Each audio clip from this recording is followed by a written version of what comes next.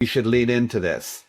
The scary fact is what Anthropic did to Windsurf, which is the minute you try and do an M&A, they cut you off at the knees and it hurt, right? So you probably as Cursor are saying, I can use all this momentum and all this venture dollars. Do I build my own model? Do I get a second source? Do I have to have a binding contract that applies to Anthropic? Do I have to have a second contract with OpenAI? You have to de-risk the big risk. But on the other hand, the prize is such that you don't just say, I can't build a business here because of this fundamental risk. You have to de-risk it because the core market demand you have is just so attractive. Do you think you're being paid for that risk if your entry price is $28 billion? That's a different question.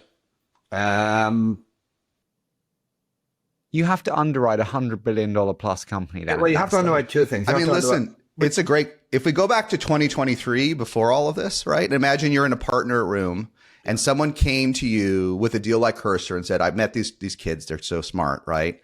But they're 100% platform dependent on another provider that will likely compete with them in the very near future and will raise infinite amounts of capital. Would you have, in 2023, would you have agreed to that deal?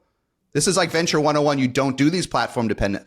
I did a bunch of stuff in Shopify, right? I know it's old school, but like what happened in Shopify is everyone tried to go multi-platform, Rory, and it was pointless because Shopify has 99% of the B2B market share, but that's, right? First of all, but there's a bunch of differences there. First of all, Klaviyo made it work. And secondly, for now, yeah. And Shopify wasn't just a back-end partner, it was a distribution point too. But I'll still take on your point and take it. Would you do that deal? And this is why the 28 billion is interesting.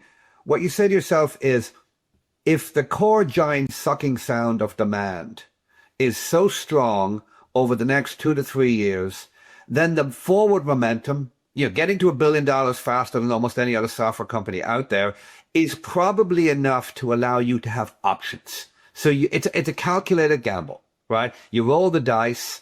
And in this case, as you so eloquently pointed out, the magic of AI encoding is so strong that you've got that kind of lift. Because even though you still got this big existential risk out there, you got more leverage now. There's a bunch of different things you can do. You're seeing licensing whereby you say, here's for the product, and then you get your API separately.